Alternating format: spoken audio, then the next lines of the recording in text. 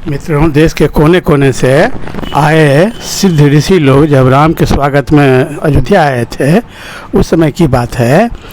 प्रभु श्री राम ने अगस्त जी से पूछा कि आप कह रहे हैं कि रावण से पहले भी लंका में राक्षसों का राज था, अब वे सब भगवान विष्णु के द्वारा मारे जाने और उसके बाद कुछ बच करके भागे जाने के बाद पातालपुरी में चले गए। तो प्रभु श्री राम ने कहे कि हमको तो पता था कि विश्वेश्वरवा से ही राक्षस वंश का उत्पत्ति है, तो इससे पहले राक्षस का कौन वंश था, कृपया इस बारे में बतलाएं। तब महर्षि अगस्त ने जो प्रभु श्री राम को बतलाया है कि श्री राम सुनो, ब्रह्मा जी ने पूर्व काल में समुद्र तल जल की सृष्टि करके उसकी रक्षा के लिए अनेक प्रकार के जल जंतुओं को उत्पन्न किया था। वे जंतु भूख प्यास भय से पीड़ित हो, अब हम क्या करें, ऐसी बातें करते हुए अपने जन्मदाता ब्रह्मा जी के पास आए।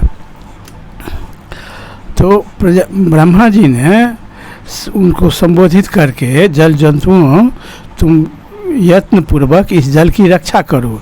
ये सब जंतु भूखे प्यासे थे, उनमें से कुछ ने कहा हम इस जल की रक्षा करेंगे और दूसरे ने कहा कि हम इसका पूजन करेंगे। तब उन भूतों की सृष्टि करने वाले ब्रह्मा जी ने कहा, तुम में से जिन लोगों ने रक्षा करने की बात कही है वे राक्षस नाम से प्रसिद्ध हो, और जिन्होंने पूजन करना स्वीकार किया है वे सब यक्ष नाम से विख्यात होगा।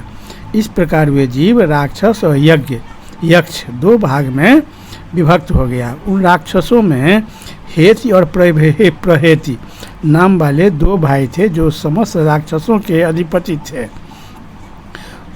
उनसे प्रहेति धर्मात्मा था, वह तत्काल तपोवन में जाकर तपस्या करने लगा, परंतु हेति ने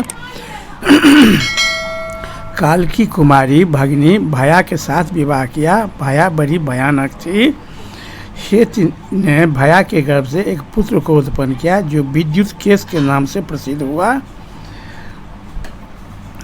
वह उसकी संकटा से उसकी शादी हुई और विद्युत केश ने उसी तरह धर्म धारण किया। राक्षसी ने मंदराचल पर जाकर, संकटा राक्षसी मंदराचल पर जाकर एक समान कांति वाला बालक को जन्म दिया।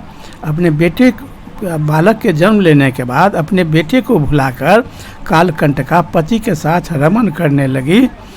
उधर उसका छोड़ा हुआ वह नवजात बालक शिशु मेघ की गंभीर गर्जना के समान शब्द करने लगा। उस समय भगवान शंकर पार्वती के साथ कैलाश पर बैल पर चढ़कर वायु मार्ग से जा रहे थे। उन्होंने उस बालक को रोने की आवाज़ सुनी। उस रोते हुए राक्षस कुमार की ओर देखा। माता पार्वती के हृदय में करुणा का स्रोत उमड़ उठा और उसने भगवान शिव से उस राक्षस बालक को उसकी माता की अवस्था के समान ही नौजवान बना देने का अनुरोध किया। तब महादेव ने उस बालक को अमर बनाकर उसके रहने के लिए एक आकाशचारी नगर का निर्माण कर दिया और उस राक्षस को बच्चा को तत्काल अपने माता के समान अवस्था का बना देने का आशीर्वाद दिया, बन जाने का। तत्पश्चात पार्वती ने जी ने भी यह वरदान दिया कि आज से राक्षसियाँ जल्द ही गर्भ धारण करेंगी, शीघ्र ही उनका प्रसव होगा। अब उनका पैदा किया हुआ बालक तत्काल बढ़कर माता के समान अवस्था का हो जाएगा। तो माता पार्वती ने राक्षसों को आशीर्वाद दिया कि उनकी राक्षसी की पत्नियां जब बच्चा देगी तो वह तुरंत गर्भ धारण करेगी। गर्भ धारण करने के बाद तुरंत उसको बच्चा होगा और वह बच्चा बढ़ करके तुरंत अपने माता के उम्र का हो जाएगा, उतना बड़ा हो जाएगा। इसी कारण रावण से भी जब जन्म लिया था, जन्म लेते ही सब बड़ा हो गया था। वही पार्वती का आशीर्वाद था।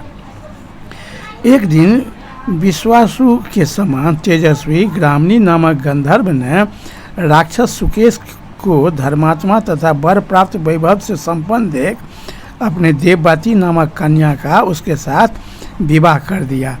सुकेश को तो महादेव और पार्वती का बहुत वरदान प्राप्त था, तो इसलिए उसका बहुत अच्छा शादी हो गया।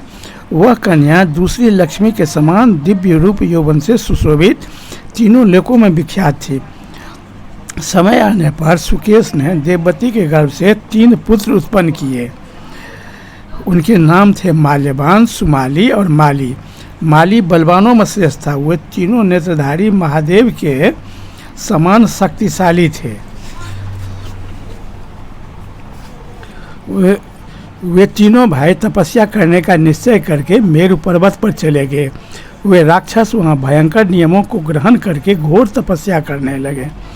तब ब्रह्मा एक श्रेष्ठ विमान पर बैठकर वहाँ गए और उनसे बोले कि मैं तुम्हें वर देने के लिए आया हूँ देव, ऐसी तो राक्षस ने कहा कि देव ऐसी कृपा कीजिए जिससे हमें कोई परास्त न कर सके। हम शत्रुओं का वध करने में समर्थ, चिरंजीवी तथा प्रभावशाली हूँ, साथ ही हम लोगों में परस्पर प्रेम बना रहे।